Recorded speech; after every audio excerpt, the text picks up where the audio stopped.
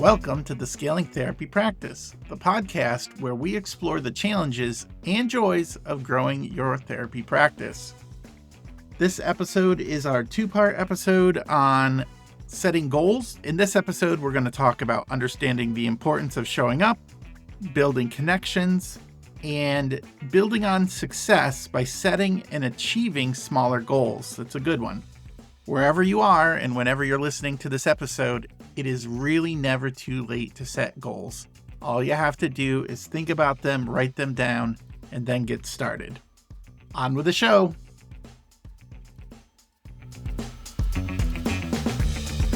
Psych Maven is proud to support the Scaling Therapy Practice podcast. And if you are someone looking for ideas that are tailored to your own personal style on how to scale and grow your own impact and income as a mental health provider, we hope you might check out our free online assessment. If you go to stp.psychmaven.com, you can take our free personal inventory and find out what your builder type is as a helping professional. This assessment is quick and fun, and it comes with tons of customized resources with your results, so you can discover the best ways to scale that match your own personality. Find the assessment at stp.psychmaven.com. That is stp.psychmaven.com.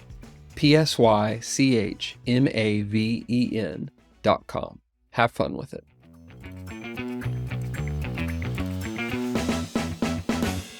In an online world, if people can't find your webpage, they can't find your therapy office. You know you have to rank in Google, but what keywords do you use? Where do you put those keywords? And what content do you use to rank up? If you've ever struggled with questions like these, my friend Daniel Fava has a live course for you, the SEO Basecamp Live training group. Enrollment opens January 30th, and he's only taking 12 students. If you are at all interested in increasing your Google search rank and increasing your SEO, check out the SEO Basecamp training group put on by Daniel Fava and Private Practice Elevation. You'll be glad you did. Welcome back to Scaling Therapy Practice. This is our second episode of our two-parter on goal settings. I'm here with Dr. David Hall. Hello, David. Hello, James. We weren't planning when we started recording before there'd be two parts, but we realized we were about 45 minutes in and it made sense, but it was great. I got to learn some new things. I learned several new things about James, which has been interesting. And for those, we talked about this in a previous episode, but for those who may be catching us and missed this, I want to give some context. James and I have not met in person. Nope. We live in different states. We're in the same time zone, which is helpful for recording. But, and I think part of, I want to start with this in talking about goals, because how we met, I had heard of James before, just because we had run in the same professional circles, but James had reached out to me just to connect and get some information and about some products that I put out. And, but for him, it was part of his goal path. That he had set an idea of something he wanted to accomplish in learning about course creation in the therapy world. And he had seen that I had been somebody that had done that and taught on that topic. And so he took the initiative. Not just one course. You had like this whole suite of things. And I'm like, wow. And so he initiated that. And I'm a big believer in, never be afraid to ask. A lot of people won't necessarily respond, but you never know who will. And what kind of started is James and I began talking. And then what that led into was that my friend Gordon, who James also knew, but I knew Gordon was in the process of looking to start a podcast network, the PsychCraft Network, which we're a part of. And he needed some help on the technical end. And I said, well, you should talk to James. And so they got together and that got set up. And then after that, it became this idea for James and I in a podcast of that. James had some ideas, wanted to share. I was looking to ride shotgun with somebody on something. So it is, but it's just showing up is a big thing for goals. And part of my goal setting process is a lot of that is I believe that there's always somebody smarter than you, more eloquent than you, who has better information, who has better connections, more photogenic, take your pick, than you. But showing up matters. And a lot of my goals, I rarely approach things, particularly initially, in this idea of that I got this. I know what I'm doing. But I've shared in previous episodes, the neurodiversity that I grew up with kind of taught me that the world was not going to work normally for me. And so I got some lessons early on of don't expect to do it normal, just figure it out. And it's equipped me well generally. And I've also been amazed of the different relationships I've been able to have, and oftentimes it just became from I just want to put myself out there and see what happens. When I first started in the seminar business, I began teaching in the UK, and I'm based in the United States, and that was a big deal. But part of what led to that was I met somebody at a conference, and I just followed up and said, "Hey, I'm looking, or is anyone looking for something on this topic?" And that person wasn't. But then I said, "Well, do you know anyone who might?" And they put me into touch with people, and eventually I got connected with somebody who was interested in what I had to offer. And then that became a very fruitful relationship where I traveled pretty regularly to the UK I did it yearly for about 6 years, and sometimes more than once a year to teach. And that was a lot of fun for me. I enjoyed the travel aspect of things. I enjoyed it. It was a great thing to show on a resume to show that I was an international trainer, uh, for that. And I don't think it was because I was so well positioned. I just showed up in a certain way. So, related to goal setting, I'll talk some about my method of what it Yeah, looks like because I'm practically. interested in, are you somebody who, well, you'll talk about it, but are you somebody who sets up yearly goals at a certain time, or are you like a I am free this flowing year. person? Share with me your method on It has your been very achievement. haphazard and it's still learning. So, we talked in our last episode the importance of writing it down, and that's something I've really Yeah. embraced recently. So I've done some, like I have the way my desk is situated in my office, I'm kind of catty cornered. So I have a side wall that I can touch pretty easily, and I have sticky notes on it. And I've used some kind of Pat Flynn method of writing things on sticky notes, and I still do that. But I've also recently started using the organization app Trello a lot more.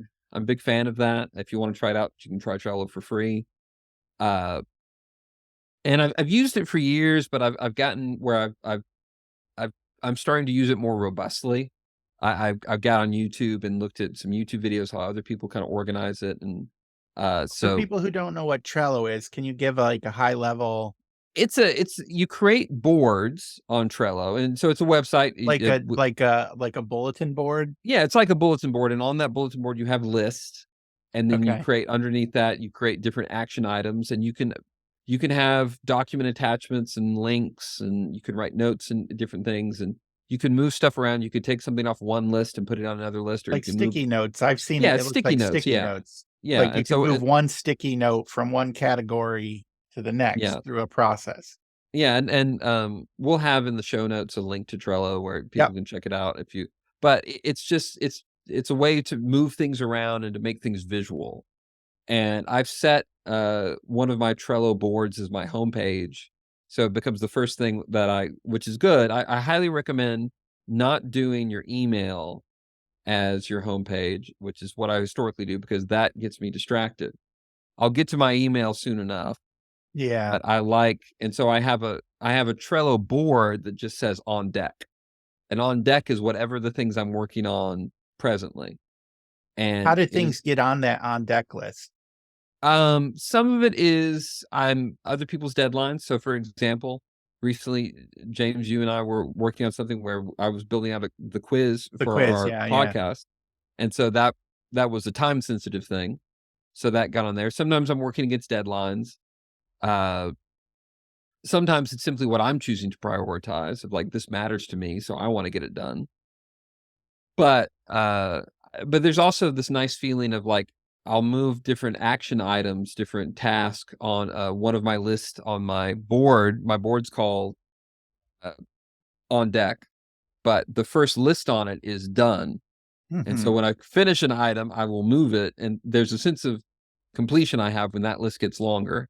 And about, right now, once a week, once a month, I'll clear it out and, start over. But I'm going into 2023 with more set goals. And I will say the last time I had a lot of goals set, I had goals set for my therapy practice going into 2020. And that all had to be rewritten in 2020. My goals were not met in 2020 will do that. 2020 will do that. And so I had to, and then really, it's really only felt 2020 and 2021 was a lot of reacting to COVID as a business owner, as someone in my community. Like there was a lot of, it's really only been in 2022 that there's been a sense of settling. So I have a few different businesses I'll work in. I'll kind of talk about the goals I've set and what they mean to me. So for 2023 for my therapy practice, I have a group therapy practice I run with my wife, who's a professional counselor as well. We're called Haven Counseling Center in Knoxville, Tennessee. And my goal is to get full with clinicians. Now, full is, we're somewhere close to it. It's going to be somewhere between 18 and 21 clinicians. And I'm just one short of that lower number now. Now, the squishiness about that is part-time, full-time people. We have some people, we have therapists, several therapists that have become new parents for the first time recently, and that's changed their work schedule. And so a part-time person takes up space differently than a full-time person. That's why it's a bit squishy. So why do I have that goal? Well, I have that goal because I own an office building. That was part of when I tell stories at different times in the podcast about my startup that was aborted. One of the things that happened in that, it was a psychiatry practice I started and ended up having the practice still exists, but I had to step out of it. But one of the things that happened in that startup process was I got a building. And I have it was a building designed for therapists. It was built by a psychologist 20 years before. And it's only ever been rare, used, isn't it? Yeah, it's only ever been used for therapy. But they're normally converted like dentist offices or. Yeah, that's what my friend Gordon has. And no, this is, and so it's a fairly big building. It's over 7,000 square feet. But it's not really well designed to suite out, because I thought about initially, because when I stepped out of the psychiatry business went to different ownership, but they stayed in it was people I enjoyed working with. And so they office suited with us. And I started a counseling practice in the aftermath of that, which is what I currently have. And the psychiatry practice was with us, and we were roommates. And we reached a point where they wanted to grow further and there was no more space. And I wasn't interested in moving out of the building. And so they ended up very amicably buying a building and moving off site. And they're still great referral partners in the community. Love the work that they do. But all of a sudden now I had extra office space, and I had two options. Either because there wasn't enough in the therapy practice I had to really make it financially viable in this building. I guess I had three options. I could have moved buildings. I could have sold this building or rented it out to somebody else and moved to another space that was smaller. I didn't want to do that. I could rent out individual offices, or I could suite out the building to another group. But there were downsides to that. I really didn't want to do that. And so my last choice was then, okay, I need to fill the building to make this, to get it to a good financial place. So at that point, it was my wife and I, and we had 7 therapists, and now we're at 15. But that goal, the psychiatry practice moved out at the beginning of 2020. Literally, they moved out in February, and then I had these plans like, okay, now it's time to start hiring and things like that in March. No. Things, and so then that was just treading water. Yeah. Since then. And wow. And then, been recruiting, part of it is try to recruit very deliberately, really like having a very cohesive team, but you add people and there's a hiring process to that. And there's making sure people fit well and how to manage the bumps along the way. But my goal in 2023 is to get to stop doing that. Now, I'll always be in that to a certain degree because people will naturally leave the Yeah, practice. so the bigger Mm. staff you have, the more chance Yeah, there's and just that's more. just a process, but there's a difference between maintenance and growth, and I Mhm. wanna be out of the growth mindset, and one of the things that people ask me like, "Oh, is Haven gonna open a different location?" I'm like, "No, That's I've not been one of your trying s goals, huh? it's not one of my goals. I've been trying so hard to fill up this one." Yeah. And that That goes feels back to your scaling mindset. Like yes, it you're is. scaling to a certain point, and one of our future episodes is gonna be like, how much is enough, you know? Yes. What's enough in scaling? So that's my goal for my practice is I want to one's an ongoing goal. I want people to have a sense of community. I want a strong Mhm. sense of camaraderie. That's something I feel we have, but I want to continue to feed into that. So some of goals, maintenance is a form of goals. Goals isn't something new always. Sometimes it's to continue. And I want to continue that, but I want to be out of looking to hire new people. I want us to be at our top off point for the practice where we're able to efficiently use the space with good margin between operational cost and income for that to be in a good spot and then to leave it alone. So that sounds and like a you wanna be a good manager type goal, or you wanna be a good you steward of your Yeah. resources type goal. Like, I have this building, it has this expense. I need to maximize the value out of it. Yes, it is. It is the whole how do I and like there are numbers I have attached to that of like it Right, means this much in revenue per month. It means and like right. and and that's my goal for my practice. And I feel really good about that because we're close. Now, any number of things can happen but I'm not far off of it. And I've done a lot to close my gap in 2022 and my goal is to finish the last bit in 2023. So do you set goals like this quarter I wanna hire 2 people, or do you sort of like I that's a good question, James. Sometimes, like in the therapy world, like people enter the job market at different times.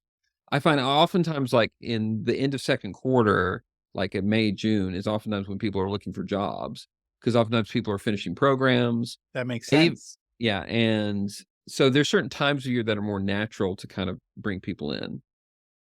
Uh, sometimes, like there is this kind of natural onboarding process that does take a lot of work in because we furnish offices for our therapists and my wife is very involved in that part of things of helping people set up offices and so it takes a lot of work in that and so Yeah, sometimes if my you wife brought has on said all 6 at once, you'd probably, like, I that burn the would place cause down. distress in my home life uh there are times where my wife has said like don't hire anybody right now. Some of it is the logistics of like getting an Yeah. office set up but some of it is also of the integration process of new people into the practice Mhm. because we're very culturally driven, and it's oftentimes you get more cohesion when you get one person at a time coming in Yeah. versus you're trying to add a whole bunch of people at the same time. One of I forget where I heard this, but, sometimes when you're trying to grow, fast is slow and slow is fast.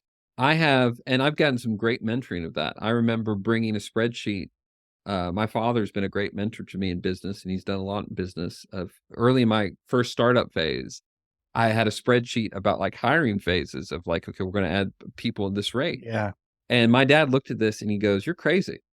He goes, "This is not going to work." He goes, you need to build up your bench," was his phrase for it. And it's like a Yeah. sports team. You need to have depth of your players. And I learned that the hard way because sometimes when you hire fast, you hire poorly. I definitely um there's sometimes not every time I've hired fast, I hired poorly. But Well, there's just stages of a business, and if you don't grow into it, you're gonna be missing some policies or, as you mm, said, your community, your strength there, and if that's not there, the people, they're gonna bounce or they're gonna, like, do something that you're like, "Oh, why don't you do that? Nobody told me, but that's how we always do it, but you didn't write it down." Like, if yes, you absolutely. Yeah. grow You with know, of I've people. adding things to handbook stores, it's constantly happening. And Yeah. sometimes the benefit I have is as I have other friends that run practices, I'll hear I will hear stories of something that goes wrong for somebody else. And I'm like, oh, and it hasn't gone wrong for me yet, but it becomes a policy now because I hadn't accounted for that. Yeah. Um, I had some friends that in 2020, which was a very tumultuous year and so many different things, I had a friend who was dealing with somebody who got a little opinionated on their social media, and it was negatively reflecting on the practice. Hmm. And I didn't have a social media policy in place. And I started one. You started And one. I Yep. started one. I didn't have anybody, no one had caused a problem in my group. But I had this thought of like, I need a policy in place of what is, what are the rules for people's personal social media as it relates to, because ultimately you reflect all of us. And I tell people, you are entitled to your opinion. You are not entitled to share your opinion, though, in ways that reflect on all of us. And that's part of the cultural sort of thing. And someone who that doesn't fit with them, I want them to know that. And the early people know it because they have greater contact with you or connection. And the Mhm, later people, when you grow, like mhm, there's just a different dynamic. And if it's not written or communicated in a way, mhm. they're gonna miss it. That's, so you have growth goals, Yes, and you're gonna absolutely. add people in a systematic way that Yeah. is manageable and realistic, but it's also you're also not resting. You're also like, Mhm, well, I just hope somebody shows mhm. up and knocks on my door and applies. Sure, sure. And I've done different things historically that aid in recruitment, and we'll probably do a whole episode on recruitment. But Oh, for sure. so that's my goal for my practice. That's one of my buckets. The first one being my practice. The second is for my teaching business, Psych Mm. Maven, which is do continuing education and also business development trainings for therapists. And I have a few goals with that. One of my goals, this is a softer goal, and if it isn't met, I'm okay. But I would like to do something in person. Now, I to give some Mm. context, I did exclusively in-person events from when I started in 2011 to the end of 2018 was when I first started doing some online things, and I began putting things out online in 2019. And I had some big things planned in 2020. Fortunately, I hadn't put down deposits or anything yet before the pandemic hit. But I didn't have any in-person trainings in 2020 And or you're big 2021. on, I mean, your history is in person, and you're Mhm. like from the class I took of yours, like you have a big passion for that. I do. It's a lot of work, and I Yeah. enjoy. I don't begrudge having things online, but I love being able to meet in person with people. I love the Yeah. excuse to travel that Yeah. happens with that. And uh, I did in 2022. I did my first in person training since COVID, and I was hired. It wasn't an independent thing, but I was hired to do a 3-day training on narrative therapy. And it was a lot of work, but it was very fulfilling too. And I love the relationship building. And so I haven't done a self-sponsored training though, in-person training for years. Like I think it was 2018, early 2018, the last time I Mm. did a self-sponsored in-person training. So 2023 will be 5 years. And I'd like to do one. I don't know if it will be large. I don't know if it will be a smaller thing. But it's just something I'd like to be able to check off in the year and see if that works. I have certain financial goals for it. My business grew in revenue somewhere between 70 and 80% in 2022 over where it was in 2021 in for my teaching business. Mm. And I have certain, the revenue goals for me though, some of it's about actual numbers. But for me, this goes to something we talked about in goal setting in the part 1 of the episode of what does it mean to you? What does that goal mean? And for me, what I wanna do is I'm actually, in the beginning process of a nonprofit, and Mm. what I wanna be able to do is fund my time and certain projects in the nonprofit from my for-profit business within Right. that time. We're looking to fundraise and we're looking to do things, but one of my goals and even how to run this nonprofit is to show a lot of skin in the game for myself. Mhm. And I plan on being one of my main investors in my nonprofit and to be able to, but I need the revenue to pay for the time for me to work on things. It's a goal beyond just making money. Yes, my goal for the money is how the money can free up my time. Yeah. And that if I'm reaching certain financial goals, that means my time can be invested differently in causes that I think are worthy, but do not generate the revenue in and of themselves in the same way. The last main goal I have is related to I want to be better planned in both automations and my launches. There are two ways that I put out courses.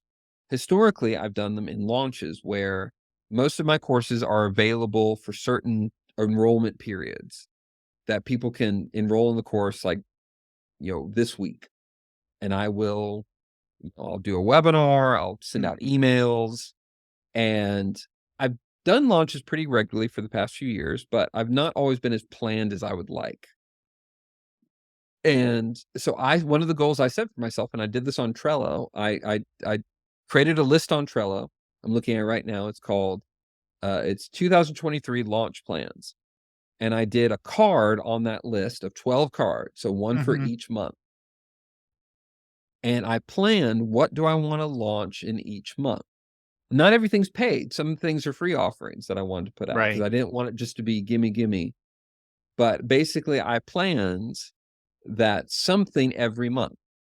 And the benefit of planning that ahead of time is I can begin, because one of the things that I have to do in launches, I have to write out emails, which takes me a little bit of time. And if I have it planned out, I can write out my emails earlier. And ideally, I would love, at least by January, to have most of my emails already written out for all my launches for the year. And then that way I can schedule them and set things up, and then it's less work later. And I want to create more evergreen sorts of things. For those who learn about doing online courses, evergreen's its own, where people will struggle with online courses is they will create something and they'll just put it out there. And I used to think I could do that. I've created this course, it's awesome, it's published, anyone can buy it at any time. And for those who have done any of my trainings about courses, I'm very clear that you can't really do that very well. Part of it is that you need a certain amount of scarcity for people to take action. Otherwise, it becomes a Netflix queue. Like I've had Mad Men in my Netflix queue for 6 years, and I have not watched Mad Men yet. I think I'll enjoy it, but Oh man. I don't have to. But if you find out, it's leaving Netflix in a month, yes, you're gonna binge it. I was watching The Office when I heard The Office was leaving Netflix several years ago. Yeah, same. We watched The Office when it was leaving too. Yeah, that is correct. Yep. And so you create that, and so that's why so many people do launches. And I've coached friends of mine, people that have great online CE courses, but they will struggle with their sales if it's too available too much of the time. There's some exceptions to this. Like I do have some courses I leave available open all the time. Like I have a 3-hour ethics course that's available all the time, because oftentimes that's one of the things people will buy it because they need to renew their CEs, and that's a special requirement that's common. So I usually can get people to buy that one, but other ones, I need that kind of, it's a create a certain amount of urgency. But there are tools. If you want to figure out how to do evergreen funnels, there are people that teach people how to do this. There are people like Mariah Cause, who's a big online course influencer, and she teaches people about evergreen models. And there's certain tools that I like. I use one called Deadline Funnel, which will create an individualized time limit for somebody based on when they engage. And so the course is technically available all the time. But I'll do that. Sometimes I'll make it where the course is discounted within a certain window. You could buy the course whenever, but you can only get it at a discount within certain ways. And what's great about those is when they get set up, it allows you to have a more passive revenue stream, which is one of the things you were talking about, James. It's really great to have. And I've done a little bit of that historically, but not much.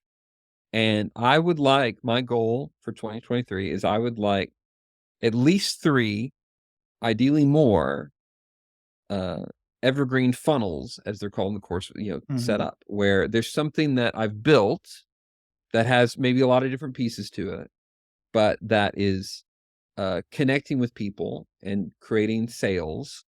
So it's not just a month to month launching for And me. as you said, there's ways to do that. There's programs that build in for you. You said Deadline Funnel. Deadline Funnel, and we may do a whole episode on Deadline Funnel because it's I a would really love neat that. tool. Yeah, I'm using Kajabi, yeah.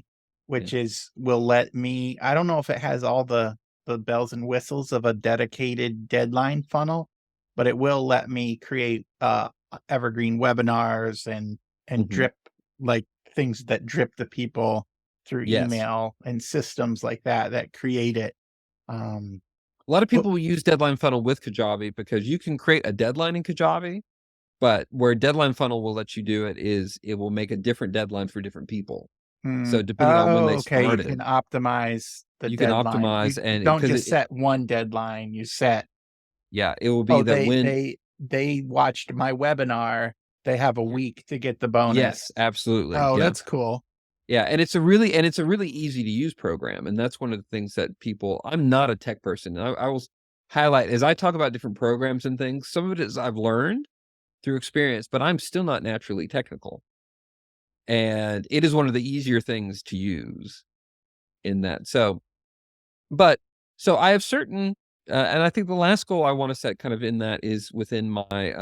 I have 1 or 2 courses I want to publish this year that I haven't finished yet.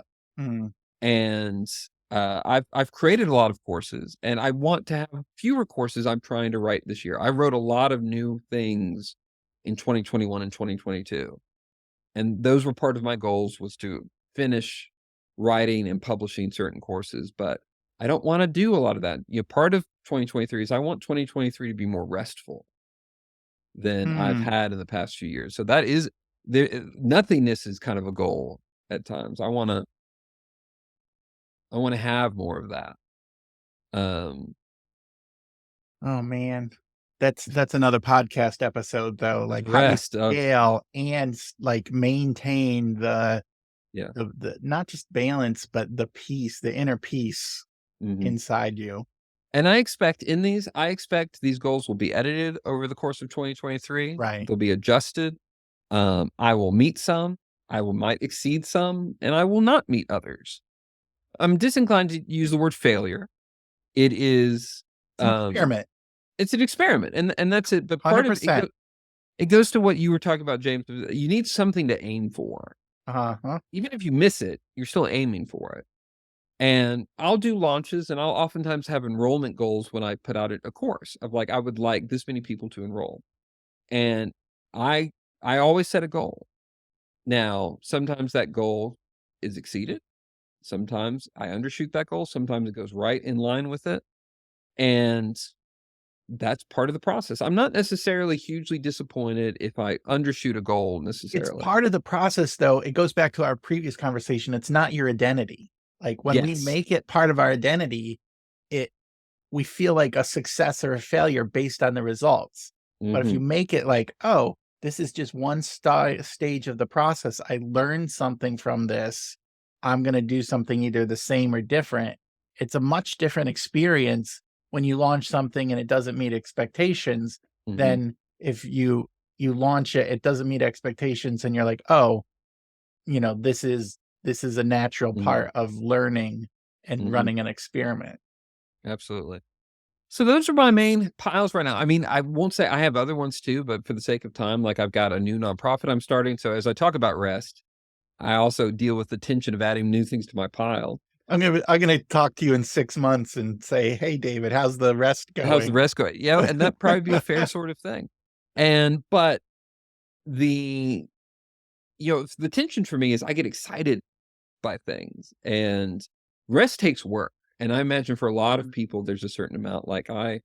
And I try to give myself grace of what rest looks like, but, like, my wife and I are planning down and we're James and I are recording this near Thanksgiving in the US, and my wife and I are planning to do an excursion down to Florida, before New Year's, and it's a place I go regularly, I really enjoy it, but I know what I'll do. I'll get in this routine, which I get up early in the morning, relative to my wife. I'm not a super early person, but my wife is a particularly late morning person. And I'll go out and, run on the beach, and I'll have my podcast queued up, and for the most part, there'll be podcasts like this one, and I'll be listening to other people getting ideas. And so even though I'm resting, like there's a certain part of me that's engaged in work, and I do have to put the limits on that. But I also try to be fair with myself. Like, this is fun. I enjoy this. Is a different speed I move into. And anyway, for me, just writing down, it's a big thing. So I guess, also, you've been asking the question, James, at the end of recent episodes. What's your one takeaway from our Okay. part 2 of this? Good. Okay. I like the so I'll just go back to I like the aiming for something. Like, Mhm. this goes back to my first, when I was talking about my goals. I was letting other people dictate like my goals in life, or I was letting internal feelings dictate my goals. And I love having something that I want to do, knowing that it's an experiment, knowing that I might fail, but I am moving so much closer to my goals and the life I want to live when when I've when I'm act like I'm the hero of my story. As I went back Mhm. to like hero on a mission, I am the person who is the star of my story, and I have agency. Like, I Mhm. have the ability to impact the the pages that are being written. I don't have to be a victim. I can be a active hero participant in my own story. And that is like, I'm really excited about the goals I have. And even though I'm experimenting and there might be some failures, I am not the failure. So Mhm. uh write it down, as you said, write it down, aim for something, and see where you're going to end up. So that's Mhm. my one thing. Do you have a one thing? Yeah, I think, 'cause this has been more having me this episode, so it's quoting myself, which feels conceited, Mm, but for me, I think it's it goes back to, maintenance is a goal, mm, and that sometimes goals is achieving something new, but, like, a perfectly worthy goal is, "No, I wanna I wanna coast a little bit. I just wanna figure out more of how to kinda maintain." Maintenance is a goal. And I think sometimes there's this pressure, this is something my friend Gordon Brewer and I talk about a lot. People assume that growth is always bigger, better, more right. people, more things. Sometimes growth is even just kind of growing in your efficiency in what you already have, or your contentment in what you have. Or I love I very much, as I talked about the goal of not hiring people very much in this upcoming year. That's a great goal. Mhm, I've enjoyed people I hire, but hiring's a process, hiring's work, mhm. and I don't wanna do that very much right now. And so I'd love to not have to do that and be on the other side. Yeah, you don't always have to grow tall. You can grow Mm, wide. Like, you can grow, like, more stable and more set mhm, and deeper. You don't always have to grow tall. So, mhm, absolutely. well, that's a good place to wrap it up. I really thank you, David, for your time and just sharing about your goals and your experience. I've learned a lot. We'll be putting the books in the show notes, and some of Mhm, those other links, Kajabi and Deadline Funnels will be in the mm, show notes. So mhm. take a listen to them. This is James Marland with Dr. David Hall. Thanks for listening, and we'll see you next time. Thanks for listening. If you enjoyed the episode and you want to help support the podcast, please share it with others, post about it on social media, or leave a rating and review. It really helps people to find us. The opinions expressed in the scaling therapy practice are of the host and not intended for individual counseling or consultation. If you need the advice of a lawyer or an accountant, please seek out professional service in that area. Scaling Therapy Practice is a part of the SciCraft Network.